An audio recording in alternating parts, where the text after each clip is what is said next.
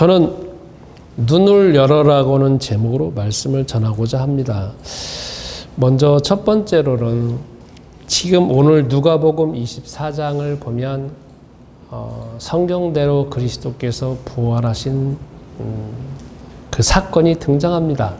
그런데 세상에 있는 사람들은 하나도 알지도 못하고, 심지어는 예수님의 제자들도 예수님께서 십자가 달려 죽으시기 그 전날에도 내가 부활한다, 살아난다 하는 말 자체에 대해서 듣긴 들었지만 그 말씀이 실제적으로 성취되는 거에 대해서는 믿지를 않았습니다. 그리고 또 세상에서는 여전히 수많은 문제가 있는 것을 보게 됩니다. 왜냐하면 그리스도께서 부활하셨다라고 뭔가 세상에 뭔가 엄청난 일들이 벌어져야 되고, 뭔가 기적적인 일들이 계속적으로 벌어져야 되는데, 누가복음 24장의 후편인 사도행전 1장, 2장, 3장, 4장을 쭉 뒤돌아보면, 물론 그리스도의 제자들을 통하여서 하나님의 역사가 일어났지만 세상에서는 여전히 계속적으로 문제가 있는 것을 보게 됩니다. 그러니까 그거는 사도행전 1장부터 28장까지 또 이어지고, 또 로마서부터 고린도전서 서신서까지 이어지면서 오늘날까지도 계속 이어지고 있고, 이거는 역사가 끝나는 시점까지도 계속 이어질 것입니다. 그 중에 하나가 오늘날 우리 시대를 본다라고 하면, 여러분 한 일주일 전에 신문에 계속 나온 것이 있었을 겁니다. 그거는 강남에 학생들이 공부를 열심히 하는데 스트레스도 받고, 그리고 뭔가 또 집중을 더 하기 위해서 뭔가 이제 그 음료수를 주는데 그 음료수가 우유하고 마약 성분하고 섞여가지고 줬다고 합니다. 그래서 이제 학생들이 그것도 먹고, 또 그걸 이제 판촉을 하니까 옆에 계신 또 부모님도 먹고 이렇게 했는데, 그게 이제 신문에 나와가지고 이제 마약 자체가 이제 학생들한테 계속 이제 더 깊이 이제 파고든다라고 하는 측면에서 이제 그게 나와져 있고, 우리나라 같은 경우에는 지금 이제는 마약 청정국이 아니잖아요. 이제 마약 오염 국가로 지금 우리나라도 되어져 있는데, 이제 점점 더 심각하게 10대까지 더 파고들고 있는 이런 상황입니다. 어쩌면 우리가 이제 단순히 예상할 때에 국가에서는 이제 마약부를 신설한다 해가지고 더 강력하게 이제 제재한다라고 하지만, 국가에서는 당연히 해야 되는 일입니다. 그러나 이 마약으로 인해서 비즈니스 하는 사람들, 그 사람들이 마음속에 있는 생각이 없어지지 않느냐. 그리고 이게 적은 분량으로 해가지고 어마어마한 수익이 발생하지 않습니까? 그 사람들 입장에서는 절대 이게 버리지 못할 사업이기 때문에 국가에서 아무리 그들을 뿌리 뽑는다 할지라도, 그리고 사람들 입장에서는 또 그것을 소비하는 소비자들 입장에서는 값싼 거, 좀 비싼 걸 사용하는 거지만 자기네들의 문제가 순간적으로 해소될 수 있잖아요.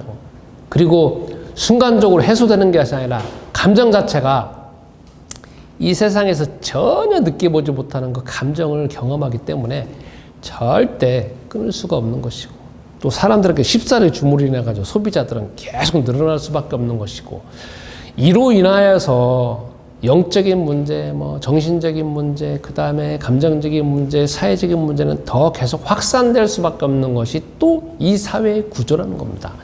어쩌면 저도 3년 전인가 제가 마약을 직접 본 적이 있습니다. 마약이 아니라 주사기를 봤죠. 우리나라에서는 사실 그게 보기가 사실 어려운 일이지만, 그때 그리스를 갔죠. 그래서 이제 저희가 이제 같이 기도팀이 이렇게 딱 움직이는데, 어떤 분이 여기 지금 이게 있다라는 거예요. 제가 사진을 찍었죠.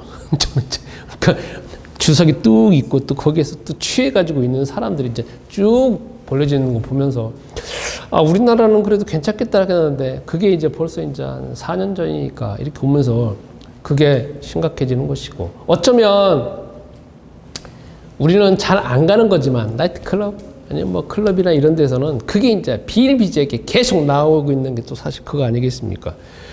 그렇기 때문에 저희들은 또 문제가 없다라고 생각할 수 있을지 모르지만, 우리의 자녀들, 그리고 우리의 후손들, 다음 세대의 사람들은 이게 아무것도 모르는 가운데 그냥 무방비로 노출되어져 있는 거 아니겠습니까? 우리는 세상이 뭐 하나님 없이 산다고 생각하지만, 그리고 그냥 뭐 선하게 살고 착하게 살고 사회의 법을 잘 지키면 된다고 생각하지만, 그거는 눈에 보여지는 일부이고, 우리가 보여지는 세상은 성경에서 분명히 나와져 있는 게 사단은 살아있고 마귀도 살아있고 귀신들도 살아있고, 그들이 정치, 경제, 사회, 문화를 다 장악하고 있으면서 비즈니스로 또 그 사업을 하고 있기 때문에 이 세상은 더욱더 악하게 될 수밖에 없고 더 악화되어지는 것으로 갈 수밖에 없다는 것입니다. 그러니까 우리가 그리스도를 더 잘 알아야 되고 더 잘 누려야 되는 이유는 무엇이냐면, 나 때문에 그러는 것도 있지만 나의 후손들과 나의 자녀들과 다음 세대 사람들이 이 사회를 또 이 나라를 건강하게 지키고 유지하기 위해서라도 정말 우리가 그리스도를 잘 누리는 것이 필요하고, 이 나라와 이 세계에 악한 그 세력들을 끊을 수 있도록 우리가 또 앞장서서 그리스도를 누리는 것도 정말 필요하다는 겁니다. 두 번째로는 우리가 성경을 볼 때 여기에 주인공이 이제 등장합니다. 그게 누구냐면 두 명의 제자들입니다. 그런데 이 제자들은 지금 예수님을 어떻게 보면 정확하게 표현할 수는 없겠지만 예수님을 많이 따라다녔습니다. 그리고 예수님의 12제자에 들어가는지 안 들어가는지는 모르겠습니다. 그 12제자의 가장 또 옆에서 영향력을 발휘하고 있는 사람일 수도 있습니다. 그래서 이 두 사람이 예수님을 오랫동안 따라다녔습니다. 그래서 어떤 상황이 되냐면은 19절에 보면은 하나님과 모든 백성 앞에서 말과 일에 능하신 선지자이면서 그 예수님을 오랫동안 따라다닌 사람입니다. 그리고 자기 속에서 하나님 나라는 이런 나라야. 저 예수님을 통하여서 자기가 이루고자 하고 싶은 어떤 소망, 이 나라가 이랬으면 좋겠다, 하나님 나라는 이랬으면 좋겠다라고는 그런 것 자체가 많이 해소가 됐습니다. 그런데 결정적인 거는 무엇이냐? 지금 어떻게 보면 정확하게 표현하면 엠마오로 하는 지금 마을로 돌아가고 있습니다. 이걸 조금 유추해 본다라고 하면 예루살렘에서 저 멀리 떨어지면서 자기가 고향일 수도 있고 아니면 뭐 사업 터전일 수도 있고 그쪽으로 지금 가고 있는 상황입니다. 그래서 마음속에서는 많은 실망 가운데 지금 가고 있습니다. 왜? 따라다니는 건 좋았습니다. 그런데 이제 예수님이 죽으셨잖아요. 죽음으로 인하여서 육체적으로 아니면 모든 관계로 다 끊어졌잖아요. 자기가 마음속에서 그래도 그리스도를 따라다녔으면 이런 것 저런 것 저런 것 많은 걸 이루었을 건데 이제 죽으심으로 인하여 다 끝났기 때문에 자기는 이제 어떻게 보면 이제 자기 인생을 새롭게 살기 위해서 돌아가고 있는 상황 아니겠습니까? 그런데 그가 다른 제자에 비해서 다른 사람들에 비해서 많은 정보를 알고 있습니다. 그게 무엇이냐? 적어도 예수님이 죽으신 것은 모든 사람들이 알고 있습니다. 그런데 이 두 명의 사람들은 더 많은 것을 경험을 하고 있고 알고 있다는 겁니다. 그게 무엇이냐? 어떤 여자들이 예수님의 여기 성경에 보면 예수님한테 갔는데 거기서 무덤에 갔는데 예수님을 보지 못하고 살아났다고 하는 천사들의 나타남을 보았다. 이렇게 정보를 들은 겁니다. 증언을 들은 거죠. 또 심지어는 24절에 보면은 우리와 함께한 자 중에서 두어 사람이 가서 예수님의 시체는 보지 못하고 그 말을 통해서 부활했다는 것도 들었다 이거예요. 그러니까 보지는 못했지만 들었다 이거죠.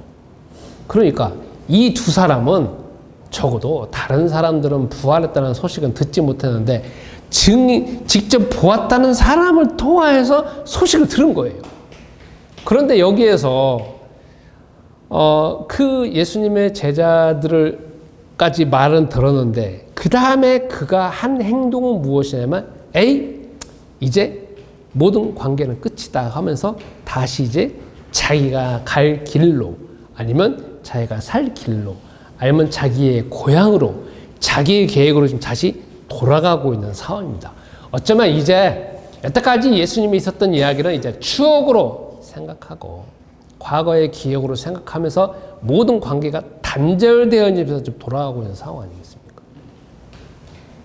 근데 거기에서 예수님이 나타났습니다.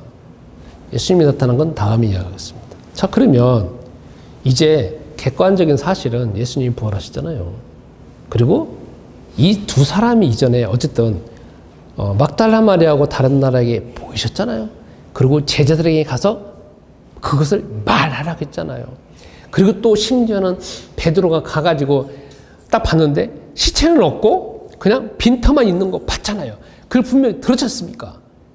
그런데 이들은 돌아갔다 이거죠. 우리가 또 생각해 봐야 될 게 무엇이냐면 바깥에서 객관적으로 벌어지고 있는 일은 예수님은 부활하셨습니다.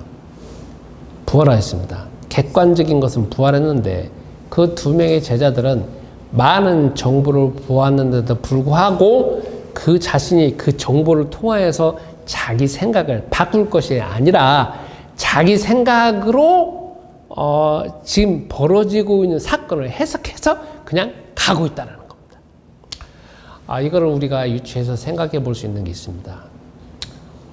여러분과 내가 가지고 있는 생각, 우리가 붙잡고 있는 생각을 잘 살펴봐야 될 것입니다. 우리는 우리 생각이 신이 되어 있습니다. 하나님 말씀이 신이 되어 있는 게 아니라 우리 생각이 신이 되어 있습니다.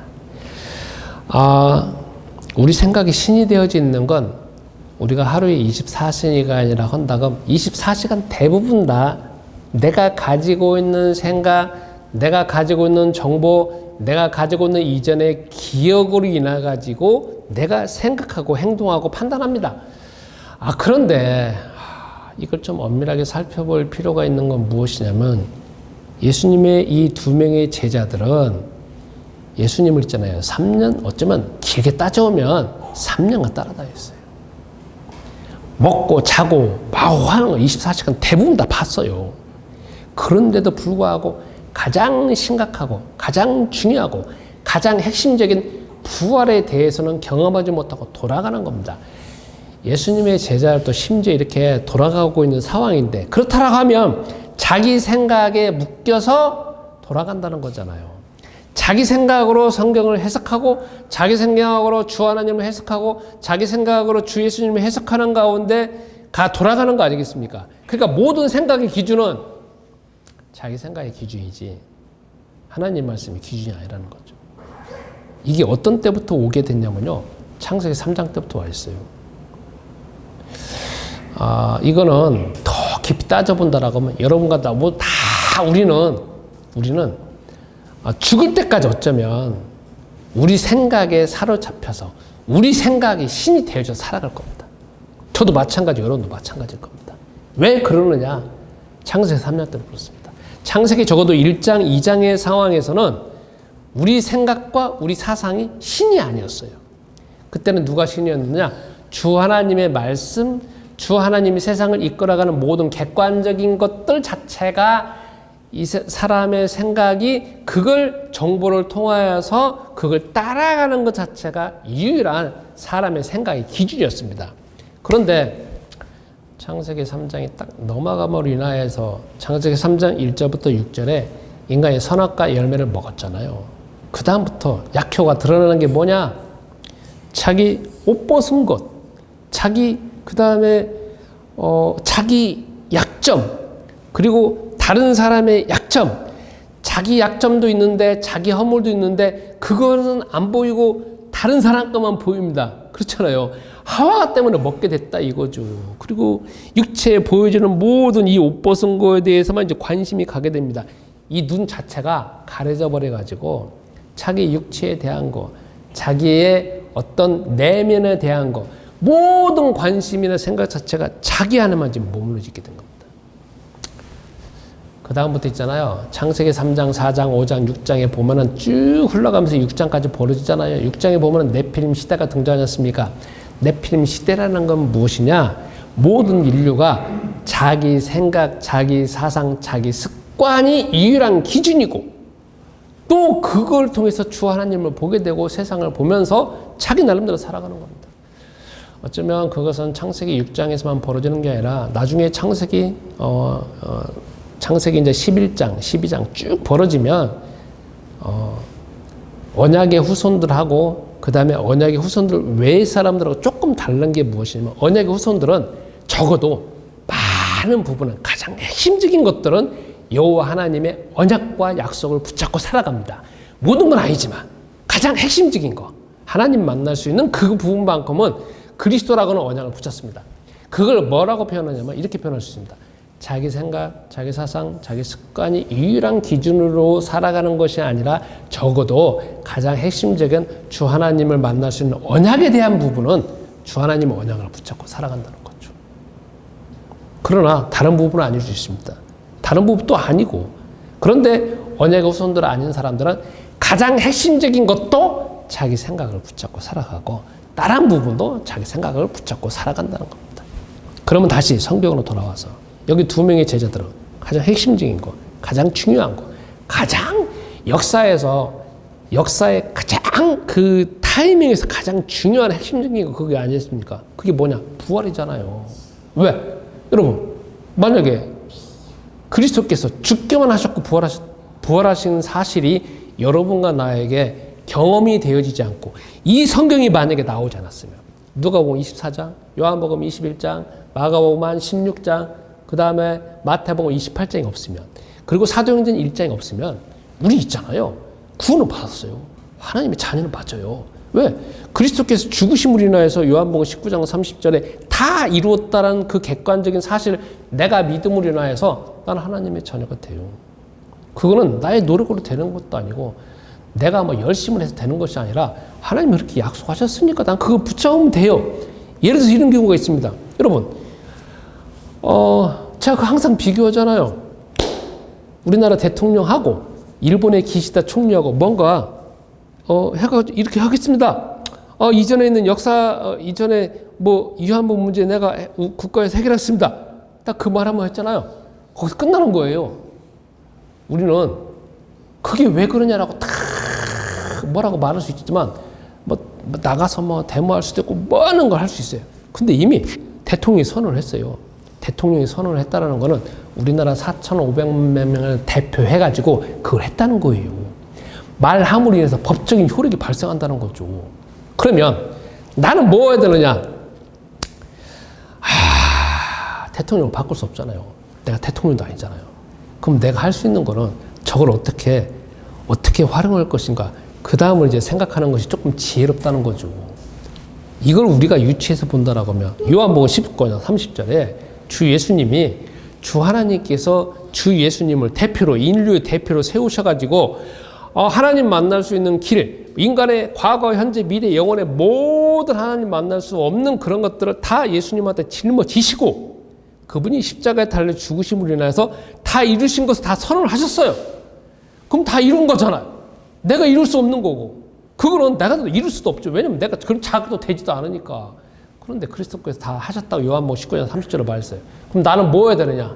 그 다음부터 그 사실을 믿음으로 내가 그것을 어떻게 활용할 것인가? 내 삶에서 내 과거, 현재, 미래, 영혼의 내 가문의 문제에서 내 실패에서 아니면 내 성공에서 어떻게 활용할 것인가? 그 다음에 그걸 누리는 게 중요하잖아요. 근데 그거 틀렸다. 그거는 가짜다. 그건 다 이상하다. 그건 내가 뭔가를 해봐야 된다. 그거는 내가 인류의 대표도 아니잖아요. 내가 해결한다고 해결될 일도 아니고. 내가 뭐 그 대표도 아니잖아. 주 하나님 대표가 되려면 대표라고 하는 자격을 주 하나님 주셔야 되는데 난 그 대표도 아니란 말이에요. 그러니까 나는 역사적으로 있는 사실을 어떻게 활용할 것인가? 어떻게 이용할 것인가? 어떻게 누릴 것인가? 그리고 나의 사업에서 어떻게 그것을 그게 지혜스러운 거지. 그렇지 않습니까? 그럼 똑같이 이쪽으로 다시 돌아와서 제자들이 지금 두 명은 가장 중요한 핵심적인 것을 알아야 된다는 겁니다. 자, 다시. 우리가 예수님이 죽으셨어요. 그리고 거기서 끝나면 있잖아요.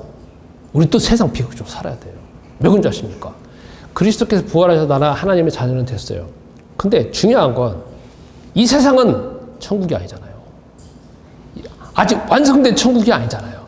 일부만 천국이고 주 예수님이 성령을 보내셔서 나는 천국은 되어져 있지만 이 세상은 천국은 아니잖아요. 아직도 사단은 살아있잖아요. 귀신도 살아있잖아요. 내 속에 있는 불신앙, 내 속에서 과거의 어떤 불신앙은 살아있잖아요. 그리고 내 속에서 끊임없이 생성되고 있는 이 불신앙 아직도 있잖아요. 그러면 이걸 어떻게 해결하냐 이거예요. 그러니까 그리스도는 부활하셔야 돼요. 나를 위해서도. 그리고 더더구나 그리스도는 하나님의 아들이시라고 하면 당연히 부활하셔야죠. 왜요? 그분은 영원하신 하나님이시기 때문에. 그래서 누가복음 24장과 요한복음 21장과 마태복음 28장과 마가복음 16장은 없으면 안 되는 거야. 한 장 차이인데 그 한 장이 없으면 안 된다는 거죠. 그 한 장으로 인하여서 나중에 사도행전 1장부터 모든 배경이 되어지는 것이니까 없으면 안 된다는 거죠. 그러니까 예수님의 이 두 명의 제자들은 예수님이 나타나시지 않고 그냥 돌아갔다라고 하면 그냥 죽을 때까지 그냥 죽으시면 나를 위해 죽으셨어 그것만 되뇌이고 살아가는 것이지 가장 핵심적인 부활이 없다라고 하면 그의 앞으로의 인생 자체는 그냥 죽은 거 외에는 없다는 거죠. 세 번째, 우리가 여기서 이제 그리스도의 부활하심을 살펴볼 필요가 있습니다. 자, 희한합니다. 뭐가 희한하냐면 예수님의 막달라 마리아하고 다른 마리아, 그리고 베드로와 또 이명, 그리고 여기에 두 명의 제자들 등장합니다. 근데 부활하신 것을 누가 결국은 증거하시냐면 그리스도께서 증거하십니다. 그죠? 다 일일이 나타나가지고 그 다음에 막달레마가 다량하면 나타나시고 또 이명이 두 명의 제자 찾아가서 나타나죠. 나중에 12명이 또 이제 밥 먹는데 식사를 하는데 거기도 나타나시고 또 갈릴리 가가지고 또 나타나시고 나중에 사도행전 1장에 보면은 500여 형제에게 아니 사도행전 1장에 보면은 120명의 제자들한테 무려 40일간 하나님 나라에 대해서 말씀하십니다. 그렇다라고 하면 주님은 스스로 나타나셨고 스스로 부활하신 것들을 계속 제자들에게 증거하셨다는 겁니다. 그래서 제자들의 눈이 열려지는 겁니다. 자, 여기서 중요한 게 눈이 열려지는 겁니다. 마음이 닫혀졌는데 눈이 열려집니다. 여러분, 사람의 눈은 참 희한합니다. 뭐가 희한한 줄 아십니까? 이게 있잖아요. 눈이요. 속에서 생각하는 게 다 보여집니다. 속에 생각하는 게 나타납니다. 저는 바둑을 더 본 적 없고 낚시는 좋아해 본 적이 있습니다. 20대 때 낚시를 정말 낚시광이고 낚시꾼이고 낚시 전문가를 제가 오래되고 따라다녔어요. 그러니까 처음에는 막 낚시 하고 있잖아요. 붕어 낚시하는데 막 짜증나요. 막 앉아있고 막 하는데 밥 먹을 때 라면 끓여 먹을 때만 맛있습니다. 근데 있잖아요. 처음에는 참 답답하고 그 앞에 갖고 여러분 낚시 안 해본 사람 정말 답답하잖아요. 낚시지 던져놓고 막 하루 종일 있어야 돼요. 그 있잖아요. 찌만 쳐다보고 있어요. 인생이 자체가. 그것만 1시간, 2시간, 3시간 제체면 1시간이 미치더라고요. 근데 있잖아요. 자꾸 따라다녀 보니까 있잖아요. 그 찌 있잖아요. 그게 인생을 걸어요. 나의 모든 관심이 있잖아요. 그쪽 찌만 있어요. 그렇잖아요. 그 찌가 왔다 갔다 하는데 내 심장이 왔다 갔다 해요. 붕어 같은 거 조금씩 움직이잖아요. 막 심장이 막 뛰면서 있잖아요. 그때를 기다리고 있는 거예요. 왜 이렇게 되느냐? 그러니까 사람이 마음이 가는 데에 따라서 이게 눈에 보여지는 게 다르다 이거죠. 그러니까 어떤 사람은 바둑에 보일 것이고 어떤 사람은 골프에 보일 것이고 어떤 사람은 사업에 보일 것이고 다 각자가 보여지는 각도가 다르면서 이렇게 세상을 보고 있는데 그 각도도 그 보는 것도 집중력이 달라요. 어떤 사람은 10% 보는 사람이고 20% 보는 사람과 30% 100% 보는 사람 다 다르잖아요. 근데 이 눈이 주 하나님에 대한 것, 그리스도 대한 것은 눈이 열려져야 돼요. 희한한 거. 여기 보면 주 예수님이 말씀하시잖아요. 직접적으로 나타나가지고 말씀을 하시고 해석하시고 설명하니까 그때의 눈이 열려졌다고. 눈이. 그러니까 이 눈이라는 거는 적어도 그리스도에 대한 눈이고 부활에 대한 눈이고 주 하나님의 능력에 대한 부분이잖아요. 그러니까 우리가 지금 기도가 될 게 무엇이냐면 내 눈이 열려지길 기도해야 돼요. 내 눈이 열려져요. 키는 그거예요. 키는 내 막혀져 있는 눈, 닫혀져 있는 눈, 내 스스로 생각과 사상과 습관에 닫혀져 가지고 그 주 하나님에 대해서 내 닫혀진 눈으로 아니면 내 사고방식을 이뤄야 된다는 그 기준으로 딱 보고 있는 건데 그것 자체에 내 눈이 더 넓혀질 필요가 있어요. 왜냐하면 내가 닫혀져 있다는 거는 나는 있잖아요. 어떤 딱 기준을 가지고 그걸 보고 있다는 거죠. 기준의 틀을 바꿔야 돼. 바꾸려면 내 스스로 안 바뀌죠. 저도 있잖아요. 나이 60 먹었잖아요. 살아보면서 젊은 날에 쭉 이렇게 딱 되돌아보면서 나오잖아요. 뭐 어차피 인생의 과정인데 어떻게 되돌아볼 수도 없는 거고 봤을 때 젊은 날에 패기는 있어요. 그리고 야망은 있어요. 근데 너무 편협되고 너무 편협되어 있면서 사고방식이 너무 좁은 게 느껴지고 그게 점점 이게 나오면서 지금은 조금 더 넓어졌죠. 근데 있잖아요. 이것도 있잖아요. 겨우 애쓰고 기도하면서 이 정도 넓혀진 건데 제 속에서 또 답답한 게 무엇이냐면 닫혀져 있는 게 너무 많다는 게 보여져요. 그리고 그때 50대 때 아니면 40대 내 눈이 넓혀지기 위해서 기도해야 되는데 뭐냐면 그 닫혀져 있는 것이 유일하면서 그게 오로지 내가 잘난 맛으로 그거 살고 있다는 내가 웃기는 거 있잖아요. 그래서 여기 성경이 핵심적인 게 나오냐면 주 예수님이 설명하니까 눈이 열려지고 눈이 열려지고 눈이 열려진다고 하잖아요. 우리도 눈이 열려져야 돼. 눈이 열려지려면 속에 있는 사상과 습관이 바뀌어지면 눈이 열려지는 거니까 그러니까 기도 제목을 우리가 기도해야 돼. 어떻게? 주님, 내가 이 정도까지 알고 있고 이 정도까지 경험했는데 더 눈이 넓혀지기. 더 눈이 넓혀질 수밖에 없도록 주께서 또 성경을 통하여서 다른 상황을 통해 설명해달라고 기도할 필요가 있습니다. 왜? 내가 눈이 열려진 만큼 일을 하게 돼 있고 눈이 열려졌다는 것은 내 마음과 사상과 습관이 그렇게 생각하고 있다는 거거든요. 마지막 하나 예언드리겠습니다. 여러분 제가 남자들은 군대에 가잖아요. 어떤 분은 군대에 가가지고 내무반에서 행정만 하시는 분도 계시고 어떤 분은 사병으로서 소총술에서 그 일만 하시는 분이 있고 어떤 분은 연대장에 갖고 4,000명, 5,000명을 관리하는 분이 있고 어떤 분은 사단장이 갖고 12,000명 관리하는 분이 있습니다. 사람이 희한하죠. 똑같은 사람인데 이 머릿속에서 12,000명을 생각하면 있잖아요. 우리가 생각할 때 12,000명 어마어마하지만 있잖아요. 그분은 다른 사람 생각하고 똑같이 생각해요. 12,000명 자체가. 그래서 이렇게 되고 저렇게 되고 저렇게 되고 아니 왜? 사람이 똑같은 사람인데 어떤 사람은 몇 명, 어떤 사람은 12,000명을 생각하고 살아가니 이거. 그러니까 뭐가 필요하냐? 사고방식 필요합니다. 그래서 지금 SNS 시대이고 세계화 시대이고 내 안에 표어가 있잖아요. 복음화 전문화 세계화잖아요. 우리는 세계 어떻게 할 수 없어요. 우리가 가지고 있는 것도 아무것도 할 수 없어요. 근데 희한한 건 있잖아요. 우리가 기도하다 보면 주님께서 눈을 열어주시면 자꾸 생각의 폭이 넓어지면서 어떻게 이것을 활용할 것인가 또 기도하게 돼 있어요. 그러니까 이번 한 주간 또 우리가 지속적으로 기도해야 될 게 내가 다 이루었다. 내가 완성됐다. 나는 이 정도면 됐다 해서 또 나를 부정하면서 기도할 필요가 있습니다. 더 눈을 열어주세요. 더 눈을 열어주세요. 왜? 우리는 세계복음 할 정도의 눈이 열려져야 되고 세계복음 할 정도의 증거가 나와야 되고 세계복음 할 정도의 지혜와 지식이 필요하다.